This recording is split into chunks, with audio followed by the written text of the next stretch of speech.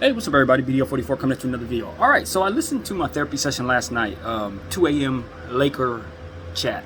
Loved every second of it. I am in love with my own voice. Call me a vain person in that way. Whatever, who cares? Point is, I want to tell you guys that I do see something that make it look as if I'm one-track minded when I listen to that video. There are always ways to doctor up a trade to make it work for you. When I was breaking down our negotiation possibilities with the Utah Jazz, I poo-pooed the trade with the Jazz because I didn't think that it was enough. There are ways to make it enough, though. You know what I mean? And that's what I want people to understand, that I understand, right? Because I'm listening to that, I'm like, I don't want people to think that I think that this trade can only go one way.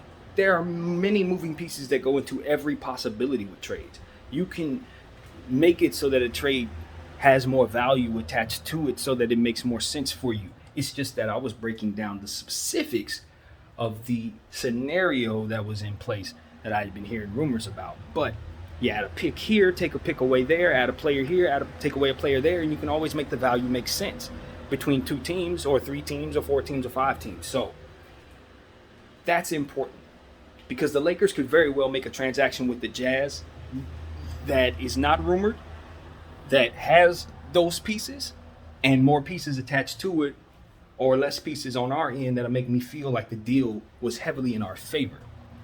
I'm against doing the deal with the Utah Jazz because I want to keep the pieces necessary to acquire Kyrie Irving, right?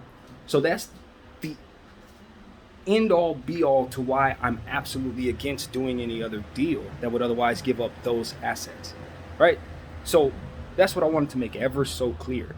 Because in listening to the video for like 20 minutes, I'm sitting there talking, I'm like, yo, people are gonna think I don't know that deals can be doctored up to make more sense. That's not my understanding. My understanding is the deal that was rumored, I don't have any interest in it. Because those pieces for Russell Westbrook and two picks don't make sense to me. Utah could very easily add something else to that. Lakers could take something off. I'm aware of that. That's important. Also, that deal, I don't want to do any deal, even if it's super lopsided in our favor. Why? Because we're giving up pieces that otherwise allow us to acquire Kyrie Irving, the desired piece. Now, that does not mean, and this is why I wanted to make this video, that does not mean that I don't see some genius GM being able to pull off a deal with the Utah Jazz and find a way to get Kyrie Irving too. That is possible, and that's not something that I'm oblivious to. It just doesn't seem probable at all, because you would be moving obvious pieces that you would need in order to acquire Kyrie Irving. But just like in any deal with the Utah Jazz can be doctored a certain way to make it make sense, so can a deal with the Lakers in Brooklyn can be doctored a certain way to make it make sense, and you can get that value done another way. It's just going to be super duper difficult to do that when you make a trade that gives away the very assets you need in order to directly make that trade, which is what I think we would be doing in a deal with Utah Jazz. Effectively closing the door for Kyrie Irving to be a part of this team this season, which I think is ultimately a piece we need in order to be good enough to win a championship. So that is the exact understanding that I have. Any deal can be made to make it better. My concern is just making sure we keep pieces that allow us to get the piece that I really want. That's it. That's all. That's what I want to make very clear. I don't really know that there was anything else I want to say about the situation itself. I don't think so. I think I left it all out there in that video. I encourage everybody to go check it out. Like I said, I enjoyed that one, and I don't say that too often, but I think I got everything I wanted to say into that video and made all my points fair. So that is what it is, man. And I talk matter of factly. My point of view on Mike Conley is very strong. I don't want that contract. I don't, and I'm making it something that is said in this video as well. If we do a deal with the Utah Jazz, make sure that contract is not a part of it. Find that salary a different way, please. Do not bring us a player who we know we're not going to properly utilize, nor is going to give us the value that he's placed at that price. Absolutely not. That's the problem we have with Russell Westbrook's contract. That is the exact problem we have. It's just the fact that it's a much more of an amount. So that's, what you want to do is get rid of those type of contracts that were signed with the intent of the player being valued differently than what they actually are. That is what Utah has, 3 of those. 3 of them, and they want to give them to us. We have one of those, and we want to give it to them, and that's just the situation. So, if not for the sake of salary tax, implications that would otherwise make Russell Westbrook's contract completely and utterly ridiculously expensive for Genie, then there's no reason for us to just force our way into making a trade that brings us bad contracts and ultimately lets go of future assets. That's just a bad trade in every way, shape, and form, only to make us not so good. So, yeah, that's the point I made. Maybe you don't have to see that video after all. But anyway, it is what it is, man. I definitely still think the Lakers should be patient. I think patience is key. If you can find a way to move if you can make another move, then maybe it makes us a little better. I don't have any qualms with their surprise move of some sort that improves our team. But giving away assets that will otherwise allow us to sign that Kyrie Irving is just a premature move. It's just simply jumping before you know you have to. You understand what I'm saying? That's all it is. If you still want the player, you still have him in place to acquire him before the season ends, but you just have to perceive it that way. And so that's my purpose every single day, it seems. even though it's not, I end up saying it in every video anyway. Brooklyn has to pay the man. They have to go back to the drawing board with him and make decisions about how they want to do that. So as long as that is in place and we haven't seen him sign an extension with the Brooklyn Nets, the circumstances is just this. He's going back to Brooklyn. They have to either choose to let him walk, pay him an extension, or trade him. And when they trade him, they know that he wants to come here. So we have options in terms of acquiring him that maybe aren't available to us right now. If we wait a little longer, if they force us to wait, rather. So I firmly believe that the price comes down on Kyrie Irving's one single season contract if the season starts and he has to play a game for them. And once that happens, I'm not willing to pay the same price. Because now that's one game away from 81 games for which I'm paying for a full season of him. That's not a full season. If I'm paying for a full season in what it is that I'm trading, then that's exactly what I expect to get. And if not for that, then we need to make the difference make sense in the money. So, Brooklyn, that is my stance as BDF 44. I don't know that's Genie's stance and Rob's stance, but you mess around and have us waiting around for you guys while y'all playing this leverage game over there when we know damn well you got to do this anyway. Yeah, that price comes down. That price comes down. And 2 picks, I don't know. You might have to throw something in to make that make sense to me later on, especially if I got to wait until the deadline to do it. I know you don't want him to walk, and I know you don't want to pay him. So then it becomes a situation of, well, can you find a better deal than what it is I have? And if not, you better give him us now. Give him to us now. Give him to us now for 1 pick. That's how I'm going to be looking at the trade deadline. Now, he ain't getting to. You got Russell Westbrook's contract. He's going to be playing well by then, I'm sure. He's going to definitely be higher value than he is right now. So, yeah, he's worth more just off of sheer necessity of seeing him play better. He's going to. 100% certain of that. And so it's like, hey, you think Russell Westbrook's going to be priced the same way later when he starts the season?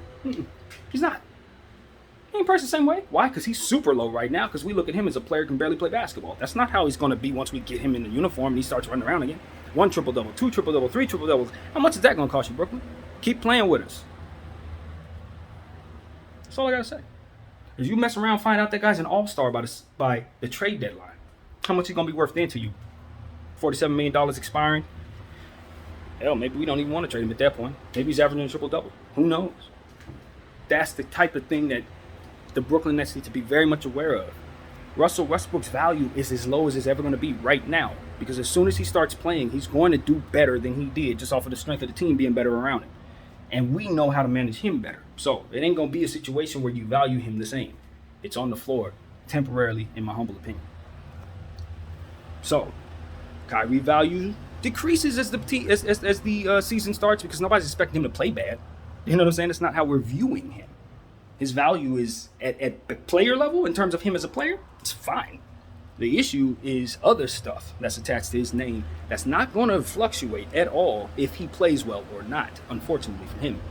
Those things are going to have to just be graced to him by the sheer understanding that he's a great player and that he's going to change as a human being for the betterment of the team or whatever the heck that is supposed to be perceived as. Westbrook's value is going to always be lower than what you want it to be because of the outstanding value of his contract, which is like crazy expensive. So you never expect him to play $47 million worth of basketball this season for the Lakers.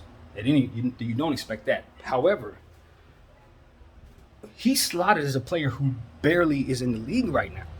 In terms of what you expect from him production-wise, it's widely understood that he's barely playable.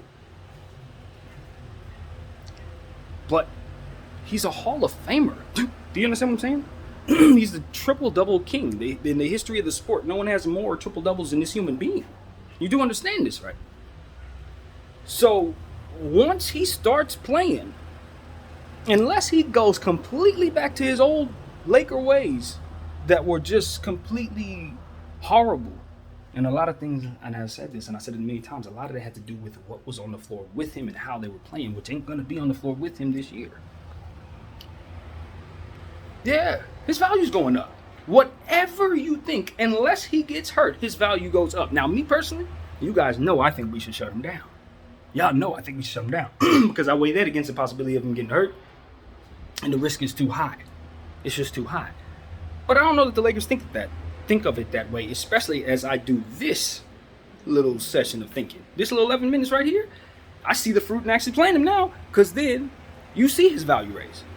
You know that his value's going to raise. And if for some reason he goes out there and stinks it up, his value ain't going to go down, because that's exactly what the field expects of him. If he goes out there and has 8 turnovers and 11 missed shots and misses all his free throws in the first game, I don't think Russell Westbrook's value is going to go any lower. Because to be completely honest with you, that's exactly what we expect. Right? That's what Skip and everybody has told us to expect from Russell Westbrook. That's what we've seen. That's what he's going to do. Right? Except for the fact that you know better. That you know that a lot of his struggles had to do with the style of play. That you know a lot of his struggles had to do with the lack of shooting on the floor and certain things that ultimately will be on the floor with him this season. You know that he had to take on certain defensive assignments and ultimately affected the score. That ultimately affected the process of how games ended, whether we won or lost. We're going to have players on the floor that are going to play defense in a way that doesn't allow for his weaknesses to affect the squad in the same way that it did last season. Patrick Beverley down there, Austin Reeves year 2, these various big guys that we just picked up. It's not going to be the same dynamic for Russell Westbrook to suffer. So his value, just by sheer nature, up. Things that BDF understands. I'm not waiting for Skip to tell me. I'm not waiting for Stephen A. I'm not waiting for the great guys all over the place to tell me nothing. No, I got this stuff. I know what I'm looking at. I can perceive this independent of all of them. And I'm telling you, Russell's value goes up when the season starts if the Lakers play him and he doesn't get hurt. Kyrie's value goes down at the start of the season even if he plays well. Because at the end of the day, for the Brooklyn Nets, he's an expiring contract. And the more he plays well for them, the worse his value is for them. Because now at that point, he's still somebody who only wants to go to the Lakers. He's still somebody who's expiring at the end of the season. Which means he's somebody you're going to have to trade at the trade deadline if you don't want that $36 million to poof in the thin air. So you're going to find a trade for him, and you're going to only have one suitor at that time. And the value, because of that, all of that, means that he comes down, not up for you if he plays well. Yeah, Brooklyn, this is getting worse for you. It is getting worse. If you're paying attention, this is getting worse. There is no solution for you in terms of recouping Kyrie Irving's value unless you trade him before the start of the season. Because once that season starts, that value comes down. And if you're doing a deal with the Lakers, Westbrook's value goes up. Just if he happens to play just a little better. Just a little better. In fact, it might be wise for the Lakers to play him a couple games, have him play a little better, then shut him down. That way his value will be locked right then and there at that spot. Now, that's risky. Hopefully he does play well. Who knows? But if we were to get great games out of him and his value goes shut him down, get him on the block, straight him. Lock that value at a high level. He gets a triple-double. Bam. That's what we need. Thank you. Thank you. Thank you. Now, it's not going to cost us 2 picks to get rid of him. Only one. So, Brooklyn, I hope you guys have been following me. I've been talking about y'all left and right. I've been doing a lot of the thinking for you. I really have. And I don't see everything you see. I'm not a fool. But what I do see is very clear. Your situation. It's not as simple as just playing the season out, winning the championship, and going back to the drawing board. Because even if you do, you better put a contract in front of that man that he can respect. You had better. It better not have no contingencies, no funny business, no funny stuff with the numbers.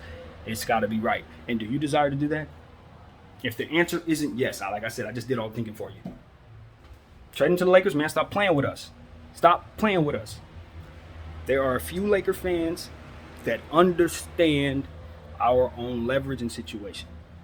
I'm one of those, and I'm always talking. And a couple of them follow me. I know this. So, Brooklyn, I suggest you take what I have, put it into your war chest of thoughts, and apply it as such, because this is real. Westbrook value goes up. Kyrie's value goes down.